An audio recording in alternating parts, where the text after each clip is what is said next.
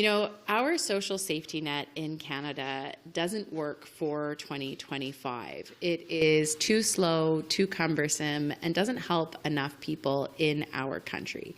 It was designed in the 20th century and to meet the needs of people back then, and it just doesn't work for people today. And when I think about my own experience, when I graduated in 2010, I graduated into the 2008 financial crisis. And it was hard to find a job. And although I did, I never had a job where I qualified for EI. And many millennials and Gen X and Gen Zers are in the same situation where they work contract, they work in the gig economy, maybe they work a couple of jobs. And the social safety net that we've designed in Canada just doesn't work for 2025. We could have learned the lessons from the COVID-19 pandemic. When I think about when COVID-19 hit and we realized that the EI system was not able to handle the crisis and the emergency in which we found ourselves. As a government, we did something incredible. In a few short weeks, we stood up the Canada Emergency Response Benefit and the Canada Emergency Wage Subsidy, and we helped millions of Canadians get through that emergency. But then when COVID subsided and we went back to normal, one of my great disappointments is that we didn't learn the lesson from COVID-19 and we didn't seize the moment to modernize our social safety net. And when I think about where we are right now with the threat of tariffs from the United States, that means that we could be in another situation where up to 1 million Canadians lose their jobs and we do not have the social safety net in place to provide the supports in this moment. And so once again, we would find ourselves in the need to set up something new and ad hoc, when really we should be having a system that can handle the shocks that are coming from outside of Canada, the shocks that could be facing our economy. It's something that we owe Canadians, that comfort, that knowledge, that expectation that when they fall, the government is there not just to catch them, but to ensure that they can rebound even more successfully. Could you expand a bit more on where you see the gaps in the EI system currently? Yeah. So first of all, it takes a really long time to get employment insurance. So you could lose your job and it could take up to 4 weeks, and sometimes it takes even more to get your support.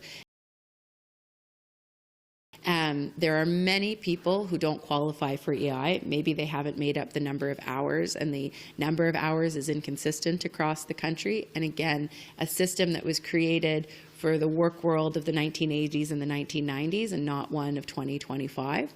And then there are a number of people who just don't qualify, because there are a lot of people these days who don't work in permanent employment. They work on contract, they work in the gig economy, maybe they're working in multiple jobs to get a source of revenue, and they just don't qualify for EI. So what we saw during the pandemic is that when people need it, the EI system is just not sufficient for what Canada's needs are. So just to be clear on the universal basic income, this would be there on top of improving the EI system. I think we have to improve what we have right now to set us on a path for what a basic income could look like. So my commitment is within 1 year to have a modernized system in place, or the path towards it, and then a basic income would require a lot of conversations with the provinces and territories, but to set Canada on that path. Because again, we are a wealthy country. We have done great things. We pretty much have a basic income for children with the Canada Child Benefit, and for seniors with old age security and the guaranteed income supplement. But there are a lot of people who need that support in Canada. So I want to have that conversation and that dialogue with Canadians about what that modernized social safety net would look like. So do you have any idea right now, like how much money would a Canadian receive through UBI, and how would it be paid for? that's all work that has to be done, because we haven't done that work yet, and that's the work that I want to do in the first year of being elected as Prime Minister, and to really show Canadians what is possible and how we can actually ensure a dignified life for every Canadian.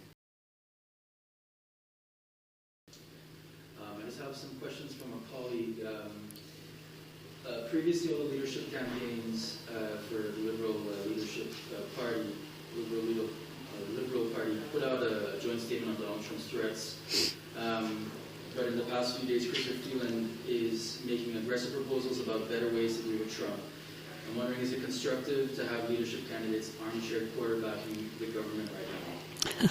So I have been very clear that I stand shoulder to shoulder with everyone in this country who is currently standing up to Donald Trump. So whether that's the federal government, our provinces and territories. I mean, yesterday, every single premier was in Washington, D.C. to stand up for Canada. Whether it's business leaders and union leaders and everyday Canadians. So what I think is important is that we are united as Team Canada and that we are all rowing in the same boat in the same direction together. No way. Not this time. With Trump threatening to impose tariffs on steel and aluminum on March 12th, your fellow leadership candidate, again, Chrysler Freeland, says it would not be ideal to go to the polls right after the party selects its new leader on March 9th. What do you think of this? Look, I think we need to see where we are on March 9th. I think we need to understand what the situation with the United States is. If we are in a full-blown tariff war with the U.S., that might be a reason not to go to the polls. But we are also in a minority government, and so it's actually not just up to the government at the time. There would have to be an agreement with the opposition parties if we weren't to do that. But I think whatever decision we take has to be one that is responsible Canadians.